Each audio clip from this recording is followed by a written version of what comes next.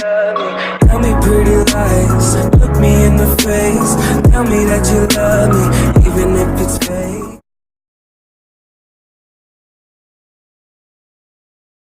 Hello everybody, welcome back to Tavian's World of Reptiles. I hope you all are having a fantastic day.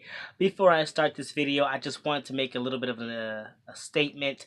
I want to repeat again that I'm not really a professional. I am a hobbyist in all of this. So most of the things that I say is really just based off my own personal keeping experience. I'm not saying that some of the things that I say are not things that really should be considered and really should be done, like when it comes to husbandry care for each individual animal, but a lot of it is just keeper experience and figuring out things that work for myself. When I bring these things to you guys, I do my best to try to bring you all the options that are available, so not to make it seem as if I'm saying you have to do things my way, but here are all the various ways that you can do things, and here's how I specifically do things. But I'm not saying that anything that I do is things that you have to do, and I don't want any, you're allowed to disagree with the things that I say, or you're allowed to just unsubscribe to my channel, which apparently a few people were felt the need to do because of my last video.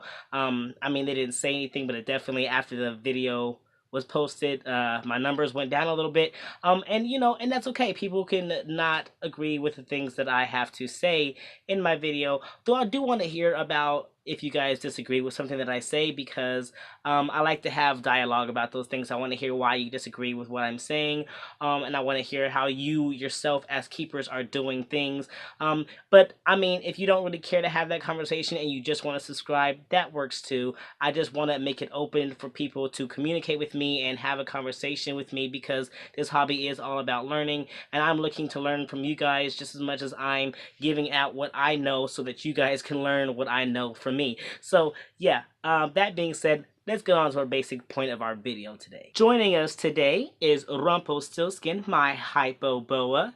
He is a gorgeous, gorgeous, gorgeous young man. He's over a year old, and if he had his way, he'd be breeding. But I'm not a breeder, so he's not doing that. Okay, so you have been so patient. Your snake has been home for probably about a week and a half. You've not really touched it. You've let it acclimate. It has eaten, and then you've let it digest, and now you are so ready to handle your snake. Next question though is there such thing as handling your snake too much in the beginning? How much should you handle your snake when you first get it?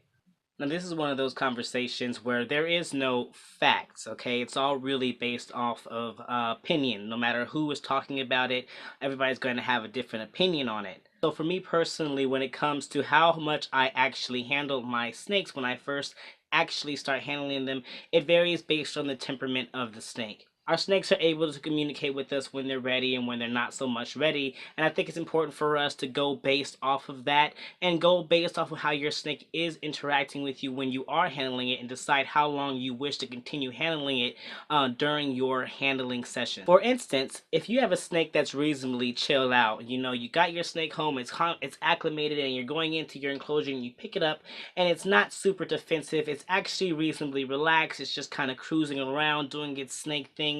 Not necessarily staying still, but being a little active, but not necessarily being defensive.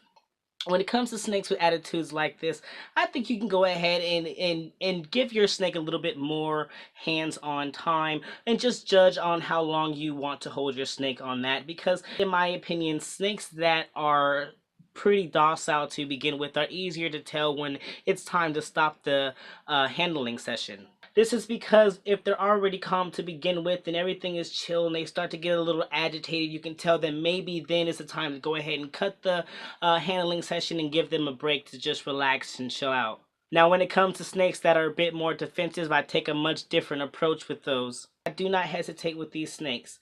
These are snakes that I go ahead and I reach in, I grab them, and then I hold them. I spend a significant amount of time just sitting with the snake and not doing any movement, nothing that's going to cause the snake to stress out too much. If the snake itself starts to move, that's a pretty good sign for me that it's feeling reasonably comfortable to start moving. But if a snake is usually really defensive, it's kind of like hunched back, it's in the strike mode, it's just ready to strike at any moment. And during this time, I literally just sit with the snake and and I try not to move. No, usually I'll make these last just a little bit longer because I really want to encourage the snake to have a good interactive experience with me.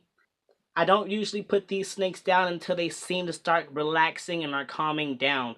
That means if the snake is huffing and hissing and striking, I'm not going to put the snake down.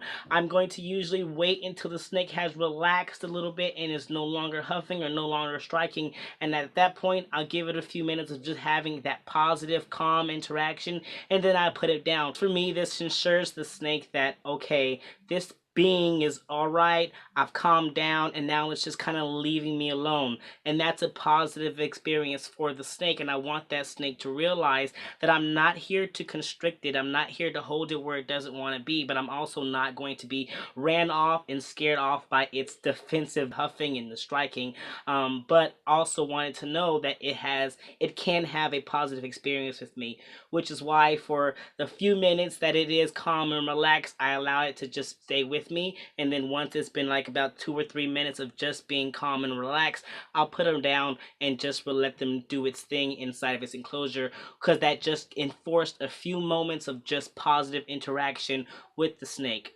Then as the handling sessions continue, those positive interaction moments are extended a little bit longer and a little bit longer until the entire session is a positive interaction with the snake, all the way to the point where I can reach into the enclosure and not have a huff, not have a defensive posture, not have anything, and just being relaxed.